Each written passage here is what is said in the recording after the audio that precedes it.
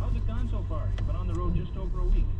I've gone really good so far. This first 3 days were really tough because one thing, our van broke down. We had snow out on one day, and another day, the wind just was out my face, but I could move. But other than that, I'm picking up to 25 miles a day now. Terry ran about 25 miles a day, 40 kilometers or so, for 143 days. He covered over 5,000 kilometers until he had to cut his run short another day on Tuesday. Yesterday I was running, and I had noticed a little bit of hardness in breathing. I decided I had to go see the doctor. Originally I had primary cancer in my knee 3.5 years ago, and the cancer had spread, and now I've got cancer in my lungs, and 向左转， I've got to go home and try and do some more treatment. But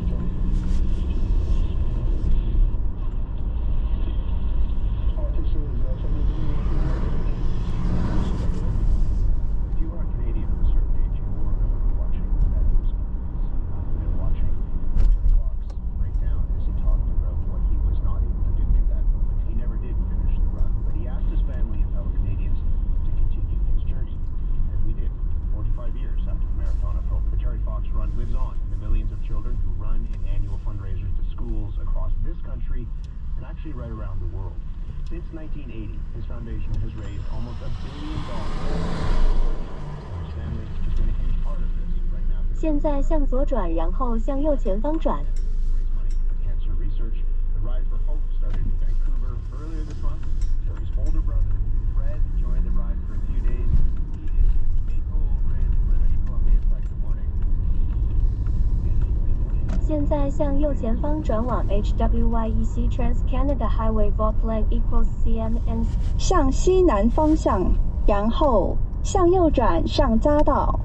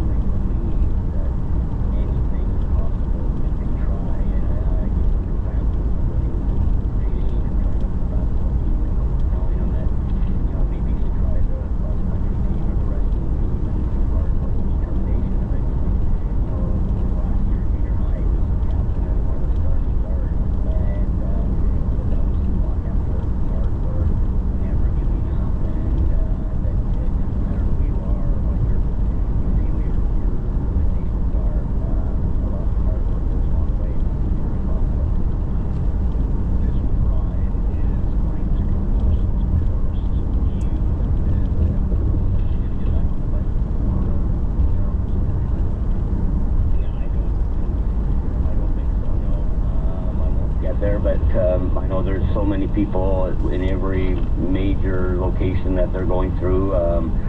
People will be there, other riders, local cyclists. They're leaving Winnipeg this morning in about an hour, I believe, and already riding over 225 kilometers a day. So there'll be people along the way, all the way to Newfoundland, supporting them and joining them, and from experienced riders to kids as well, trying to join them. But it's amazing, and that's kind of how the reception that Terry received as he was making his way west, through the Maritime provinces, Quebec and Ontario. People would join Terry and run with him and support him as well. This is just last point, that it's such an amazing family initiative, right? I mean, the work not just to keep his name alive, but the fact that you're all still doing this work for that greater cause that he's involved in. Tell me a little bit about that. Again, it goes back to our mom. Mom losing a child at a young age, and that's not supposed to happen. Losing you have to go before your children, and so it was her mission to continue this. And but it's not really our family. I'll be my mom for a moment here. It's not us. It's so many people in Canada that have kept this thing going through the Terry Fox Run and other events, fundraising events for cancer research that they do. And we're here to protect Terry's name and share his story and be proud of what Terry accomplished in 1980 and how he's impacted so many lives over those years. And that's our motivation to be involved. But it just doesn't happen without so many people who work at the Terry Fox Foundation, but also give of their time to organize Terry Fox runs and fundraise like these riders are doing, getting very close to raising $1 million for cancer research as they leave Winnipeg this morning. Fred, it's good to talk to you about this. Thanks so much. Thank you, Matt. Take care. And Thank you for the opportunity. Fred Fox is the brother of Terry Fox. His younger brother, Daryl Fox, is crossing the country on a bicycle to raise money for cancer research, marking the 45th anniversary of Terry's Marathon of Hope. There was a video that was released earlier this year, collaboration with the Terry Fox Foundation on World Cancer Day, and it was of Terry, who's running, and the music in the background is by the Tragically Hip, and this song in particular kind of stirs up a lot of emotions. And one of the things that happens in this video through AI is you see Terry running by himself, and then this crowd of people kind of come behind him and start running with him, which is kind of the example of what we were talking about. This is the song that was playing in the background. It's the hip. Courage.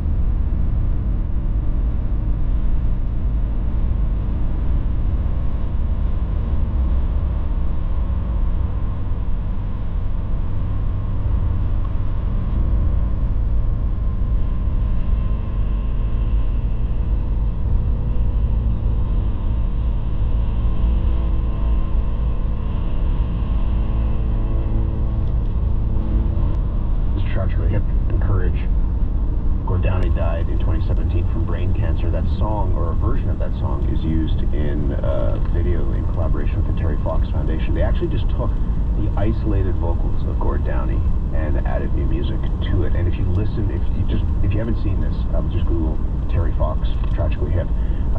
The vocals are just Gord, and it's incredible. You've never really heard that song quite like that before.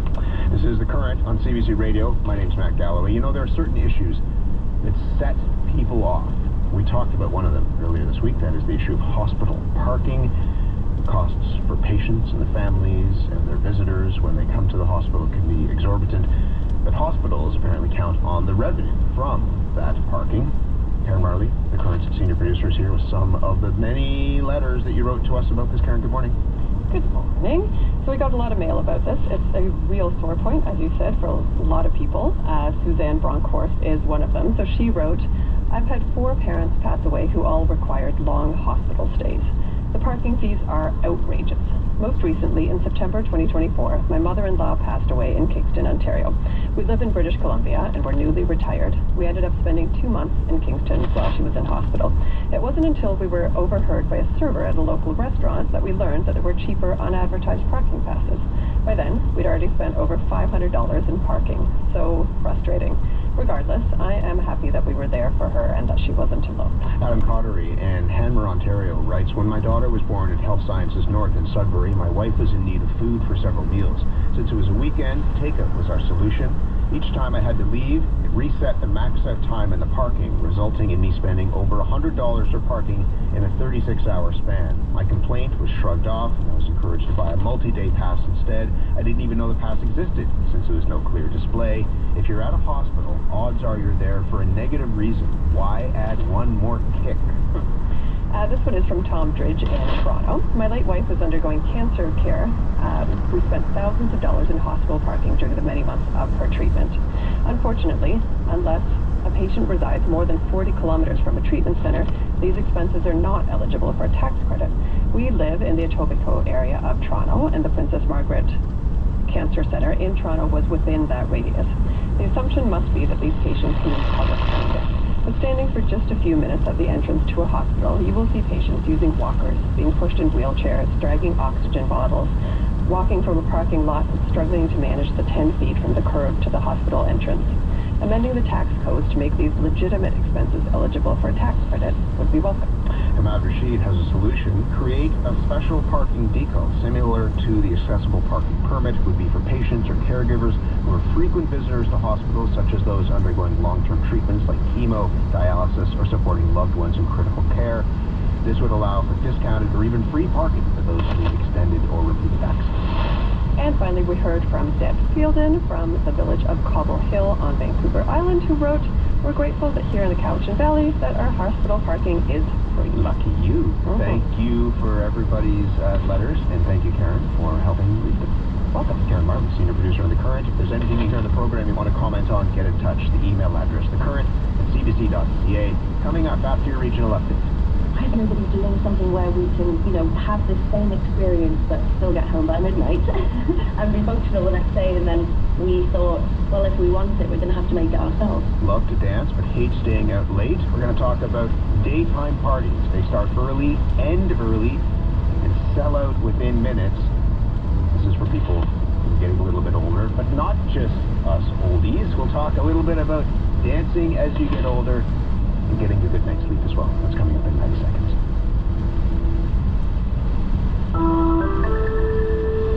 Good morning. It's 9:30, and right now in both Regina and Saskatoon, the sky is mostly cloudy, and it is 17 degrees in Regina, 18 this hour in Saskatoon. You're listening to CBC Radio 1. Here's a look at what's coming up in your news from CBC Saskatchewan.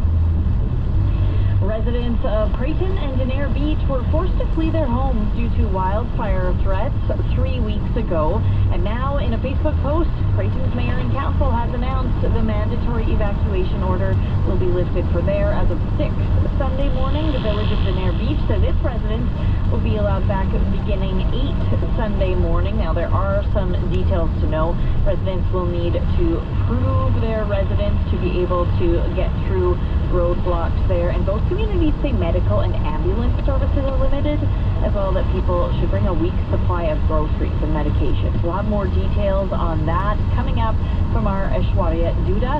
Also coming up in your news, Environment Canada is working to verify reports of possible tornadoes across the south. So far it says all signs point to numerous highly probable tornadoes. It says it's taking a closer look at 8 different reports, different times and locations. So far no reports of damage or injuries. We'll have the latest on that and more stories coming up. Hello again, I'm Matt Galloway, and you're listening to the Desk.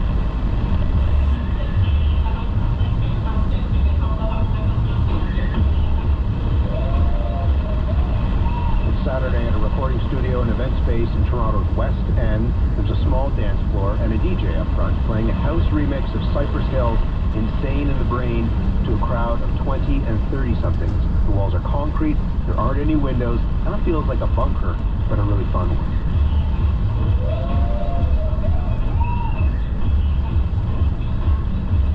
It's hot and sweaty, there are light strips on the ceiling changing colors, but it's still dim. Could be 2 or 3 o'clock in the morning, but it's not. It's actually mid-afternoon. This event is called Tech Noon. It is a daytime party for people who still want to dance and party, but without the hangover and the late night. Geraldine Hinojosa is all in. Well, I don't want to sound like a grandma, but since I became 30 a few months ago, and since I am trying to do more daytime activities because I feel partying at night, it's more like drunk people, drugs, and kind of things that I don't feel aligned right now with. I feel this type of event inspires me more to really enjoy what I like, that is dancing and networking, and you finish early. Luis Diaz is an inspiring DJ. A big party is just a pretty cool idea because not everyone wants to be on nights. Like, you know, the vibe inside is pretty cool. All the people is nice and yeah, it's cool. Axel Espinoza owns this space. It's a reporting studio on the weekdays, and for him, a daytime event like this allows the focus to be on the music. This space, this whole space, it's that whole idea of you have the whole day to just enjoy music and pretty much like have a good time, you know, like, right? It's not about money, it's not about drugs, it's not about alcohol, it's about the music, that's all. And there's no alcohol for sale here. Instead, we have some croissants, some drinks like sodas, water. We just want people to feel comfortable. It's 2 p.m., so people can get hungry. So might as well provide some food for them to be dancing, enjoying a good croissant, some soda, some water, and just vibe to the music. Events like these, daytime parties, and parties that start early and end early, are growing in popularity, popping up in Chicago, Brooklyn, Los Angeles, Toronto, Vancouver. They often sell out in minutes. And so we've got a couple of people here to talk about the joys of partying without losing sleep. Zohaib Aziz is one of the founders of a daytime event called Coffee Party in Toronto. Rachel Morris started an event in Vancouver called Home by Midnight. Good morning to you both. Good morning. Rachel, we'll start with you. If somebody walks into your party, what are they going to see? What will they hear? They will see, well, if they're first, they will put their coat down, they will grab a drink, and they will immediately go onto the dance floor. If they're more than a few minutes after 8 p.m., the dance floor will probably already be full, and they will see a crowd of diverse individuals wearing whatever they want to wear, probably getting very sweaty and dancing out their week expressively and with limited inhibitions as to what they look like and just freedom of expression. You said that they would pick up a drink. Do you serve alcohol at your events? We do, although it's not a focus of the event by any means. We certainly have a lot of people who don't partake in alcohol who still join us. It's certainly not a key element of what we're doing at all. The events are called Home by Midnight, which is a title after my own heart. When does it start and when does it end?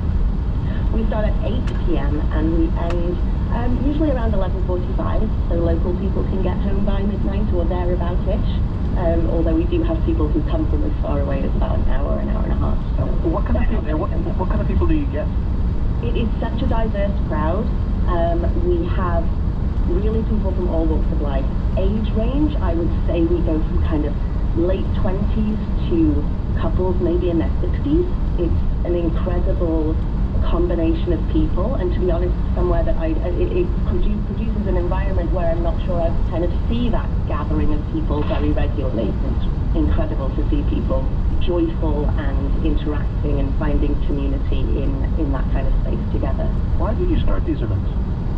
My friends and I, we were new parents, and we used to go out clubbing a lot in our 20s, and then we found that we just couldn't do that anymore. We weren't able to start at 10, 11 p.m. and still be able to be functional at 5, 6 a.m. when we had children who were waking up. And we said, why is nobody doing something where we can, have this same experience but still get home by midnight and be functional the next day? And then we thought, well, if we want it, we're going to have to make it ourselves. And so we did, and then it resonated with many, many more people than I think we could have ever imagined it would. Somebody dared to start this, is that right? My friend Michael and I were talking about it, and she said, oh, somebody should do it, and I said, go on then. And so then the two of us and a couple of other friends of ours put it together. Yeah. And what was it before you had kids? I mean, what was a big night out like for you? Well, I mean, we'd usually kind of get together around 10, 11, go down to Granville Street in Vancouver, and go into just a normal club environment, and it was certainly a little bit more, perhaps a bit more toxic masculinity, but kind of not necessarily the safest environment, but loud, fun, sweaty, lots of things that Home by Midnight still is, although it's a very welcoming and much safer space that kind of invites people into nightlife, allows them to kind of participate in nightlife that might feel like traditional nightlife is not catering to them. So we would get home maybe 3 a.m. Which does not work if you have young kids, right? It's not going to be optimal for you or the child. It's not optimal, and then you end up having a good time, but then it's a sacrifice, or you're having to pay for it the next day out of your exhaustion or whatever. And so it's really great to be able to provide a space where you can still participate in that community, that dancing, the listening to music, the collective nature of that, without kind of selling your soul at the same time or selling your exhaustion the next day, Zohaib has been here listening in studio. Does that sound familiar? Yeah, 100%. Very similar to sort of why we started the coffee party and, the movement and the idea behind it as well. Tell me a little bit about that. I mean, there's a video that is out that shows one of your parties, and there's people who are dancing outside in the daylight.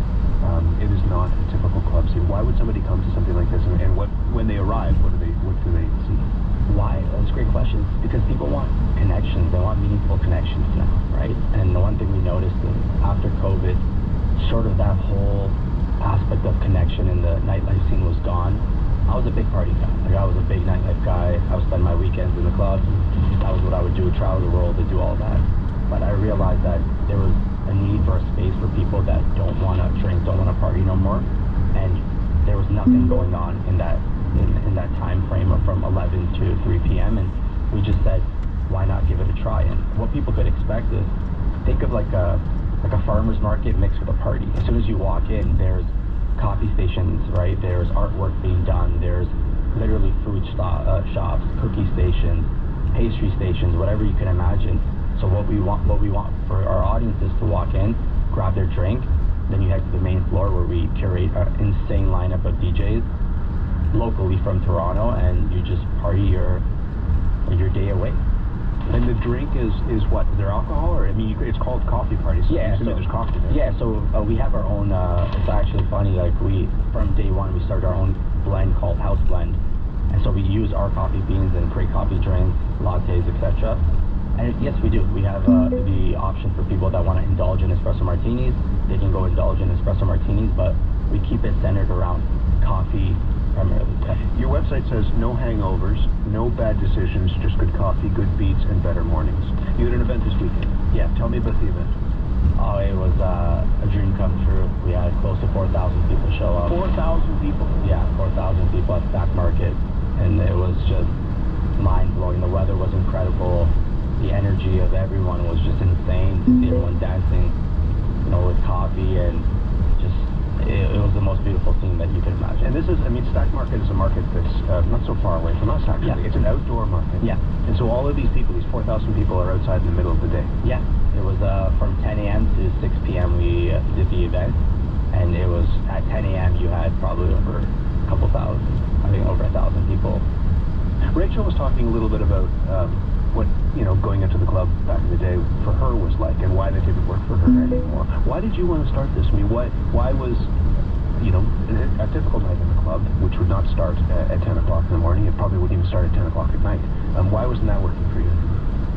Because the need to take care of your body and the rise in wellness is so important. Like before, what I was doing was going out, partying till 3 a.m. and waking up at noon and not really taking care of my health or focusing on fitness. And I sort of went on this whole fitness journey, lost over 40 pounds, and with that, I realized that there was no space for people that just don't want to go out at night. I want to be up early in the morning, go to the gym, get my workout in, and be in bed by 9, 10 p.m. And I just seen that there was a lack of spaces for people that still want to go out and party and, you know, enjoy a sober day out. I was going to say, like, did you feel like without going out to those clubs, there was something that you would be missing? I mean, you're getting back your days and you're getting back the opportunity to be fit, but was there something that you were missing, do you think? Connection, right? Meeting people, still socializing. I think it's so important to still meet people, meet new people, and just get yourself out there, talk to strangers, etc. And that was one thing I was noticing by not being in the club scene, because that is where I met a lot of my friends, a lot of people I socialized with, and that was a big part to why we created the coffee party. And you know, it's crazy because it turned into a global movement. We started this in November and 2024, and now it's been picked up by people across the world, and it's insane to see what it's become. Rachel, does that sound familiar? I mean, again, you get your life back by not being out until 3, 4 o'clock in the morning, but that there's something that you were missing by not being in those clubs, and that you had to try to figure out how to keep that there. Absolutely. I think if you're a music fan, if you're a community fan, if you're a fan of friendship, the club spaces are important for that. It's important, and then when you feel like that's not available to you anymore for whatever reason, you've made different decisions about your health or your circumstances of parenting or shift work or anything like that, when that's no longer working for you, it's a huge gap. The idea that kind of connection over music wouldn't be available to me anymore as a parent or in this new phase of life. I mean, it's devastating if you're a fan of music and if you're a fan of collective experiences and bonding over something like that. I think that it is important that these spaces exist that can invite people into still having those times together and just making it look different. You know, we adapt and we change and we evolve, and I think that that's what this, you know, all of these movements are about, is still making space for people no matter their circumstances, and encouraging people that this connection over music does not need to just exist in that one particular format that we were used to. What do you love about dancing? Because it's not as though people come to these spaces, Rachel, and they're just standing around. Like, the point of it is to be with other people, but also the music is there, and you are meant to be out on the dance floor. What do you love about that? Well, I mean, I think that there's a lot to be said about somatic movement, moving to music naturally in a way that your body wants to express itself. I think that that's very therapeutic. I think it's very healing. I think it's very bonding. I think it can be silly, it can be funny, it can be exciting. It can be, you know, you're sweating, you're exercising. I think really dancing is personal to whoever, and I think if you can be in a space where there's less kind of pretentiousness, or there's less kind of feeling that you're wanting to attract people, or you're having to curate how you're moving your body or how you look in a certain way, I think that that's really sad. I think it's important for us to be able to be expressive and just naturally exist with the music, and I think that at Home by Midnight we've created an environment where people feel incredibly at ease to express themselves as authentically as possible. Just to talk a bit more about that, in part because on your website you say, we want to offer a hand, particularly particularly for populations who were excluded from the classic offerings of city-based nightlife. I mean, this isn't just like, you're not cool enough, you don't get past the velvet rope. Who is excluded in a typical club to you? I think if you're in a space where alcohol is kind of, you know, a huge contributing factor, a huge part of the culture of where you are, that can make it difficult if you're perhaps sober curious or if you are sober. I think even though we serve alcohol, that is not, the Home by Midnight culture is not entrenched in being drunk. It's about being very aware of your environment and connected to who's around you. So I think it tackled that issue. I think there's also, we have a big queer community that participates in Home by Midnight and has done since the beginning 7 years ago. I think that there's some culture there that people feel they want to have more spaces that are not kind of just the traditional gay bars or gay clubs. And so that also answers a question there. And then also anybody who can't be out late is excluded from traditional club nightlife, right? So it does apply to shift workers, parents, students, you know, anybody who is wanting to be more aware of where they need to be the next day. So do you want to pick up on that just in terms of who's welcome at the events that you throw? Yeah, for our events, it's open to everyone, right? Like, we want to tap into the audience of people that just are over the VIP aspect of clubs, right? As I said, I come from that experience and I come from that background, and I've seen how crazy it is where you divide the audience up based on who's spending more amount of money, and you know, and right now with the economy, that what's going on, financially doesn't just make sense for people to be spending $200-300 a night. So who's welcome at our parties is everyone.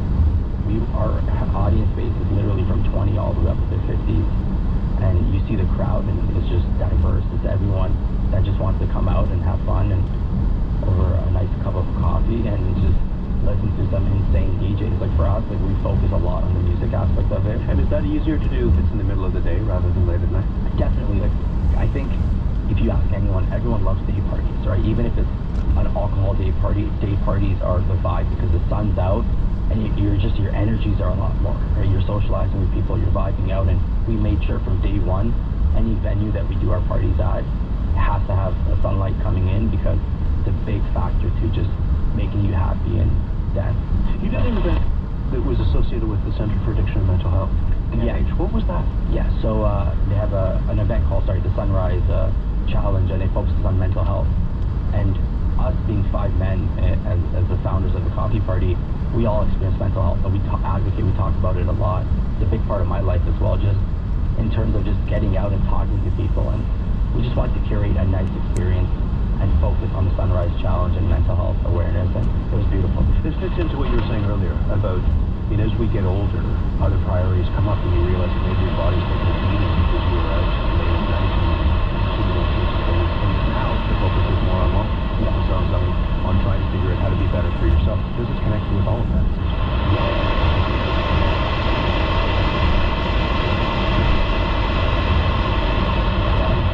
Okay, workout or yoga.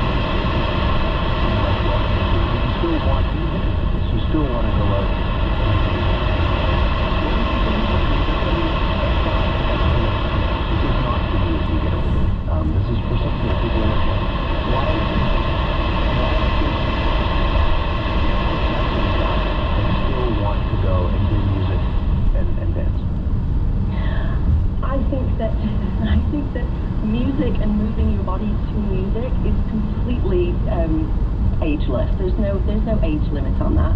And I think also, I mean, we sell out in 2 minutes online. Our parties sell out in 2 minutes consistently every month. And the span of demographic, age group, just who is in that room. I mean, it is a it is a diverse group of people. You could not look at that crowd and pigeonhole dancing or enjoying music with a community to only being for people in their 20s. I mean, that we've already proven the point in terms of that, literally just in terms of who comes out. I mean, we see it physically in front of us, that it is not just for young people, and that has not, this idea that it's only for young people has not inhibited our clientele in any way, shape or form. I mean, we have, I would say that the largest population that we cater to currently in our parties are late 30s, early 40s, groups of friends, couples, people who've just gone, you know, they grab a bite to eat at one of the restaurants around, wander over, and then time to go home and trade out with the babysitter. We've seen it, you know, it's not just for young people. That sounds very civilized. 4,000 people at your last event, so how big sort of are you aiming for the next one? The next one's actually going to be smaller. It's actually, so the last one's an event that we just did, we did the first ever coffee party festival. And that's why we went a little big, just to give everyone a great experience. And the next one's going to be July 19th at Rendezvous. It's going to be a lot smaller, 1,500 people. But still, like it's our community grown so big. We started off with literally 200 people, and that was end of November. And now we're doing 4,000 people, and the demand is there.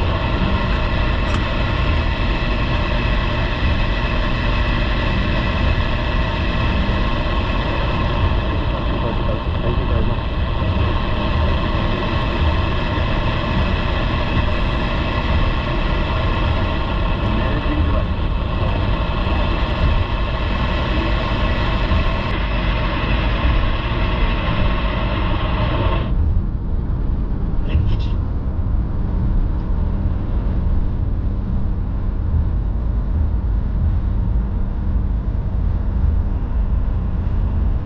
Step in and so we're not talking to ourselves in this padded room. You do it enough. Yeah, which is quite nice. So you're off. You got a little bit of time off as you spent a long time covering the Medicine Tigers this season. Yeah, like 9.5 months. I basically went through an entire pregnancy of covering the Tigers. So yeah, back in Victoria for a couple of weeks, back in the hat for 3, and then all of August I'll be in Victoria as well. So finally able to get my summer on here coming up starting tomorrow. And speaking of Tigers, we talked about it at Super O'Clock this morning, but the Tigers doing a couple signings yesterday, a couple American players. Yeah, they added a pair of American-born players, Noah Davidson and Kyle Hager. So this is something we'll expect to see more and more American players sign with CHL teams now that they can play in the Canadian Hockey League without sacrificing their collegiate eligibility. Yeah, because this is the 3rd consecutive American-born skater the Tigers have signed. There's also Owen Hayes in there as well. So it's interesting. You're seeing, you know, the NCAA pick off some of these Canadian talents, which is, unfortunately, that's going to be happening. But I love that the CHL, WHL Tigers are just saying, all right, you take ours, we're going to take yours. Exactly. And they trust their development programs clearly. You see the number of players drafted to the NHL out of the Canadian Hockey League. It's remarkable. So I believe that a lot of these American kids are excited for the opportunity to maybe, you know, sort of sharpen their teeth here in the CHL. And again, they don't have to leave. They're more than welcome to stay. Yeah, that's something that I didn't know, and maybe it was my ignorance for not looking into, but just because, like, even the Canadian talent that's going to the NCAA, they can try it for a little bit. If they don't like it, by all means, they come back. Yeah, they can just say, sorry, pull shoot, and come back here to the hat. Yeah, I wonder how often that will happen, if we will see that, because it'll be a big culture shock. I think you are playing less games. You're practicing a lot more. Yeah. We talked about it on Tigers on Cage. Lance made a very good point. How much does that really help your game if it's just a lot of practice? For some, maybe a lot. Yeah, it all depends on what these players want and what they think's best for their development. I'm sure these are decisions that are being made lately, for sure. No. So there's a lot of thought and time that go into them. But exciting news in Tiger Town. Yeah, that Noah Davidson, 40 goals, 72 points over a 58-game span. So I know there's been a lot of people that know more than me, scout-wise, that have talked highly of this kid. Yeah, sounds like he's a Boston University commit for 2027, 28. So a couple seasons still left. And again, you know, we'll see how it goes. But Kyle Hager and him played alongside each other last season at Shattuck St. Mary's. So a little built-in chemistry there. And now Schiefer Gordon Carroll, not the lone American. He'll have some company. Yeah, and we'll see if there's some more Americans on the way. Who knows? We also have that import draft. Yep. For the Minnesota Tigers as well. Appreciate you, buddy. Appreciate the last 2 days. It's been a lot of fun. Congratulations again, Devin Schlenker. He was our big Steiner Smoking Summer winner. Yeah, Devin. That man walked away with a Royal King Smoker from Steiner's. So congratulations to him. Monday, we find out who our Wild Experience winner is. Such a big prize. I'm going to have to tune in from Victoria just to hear who wins.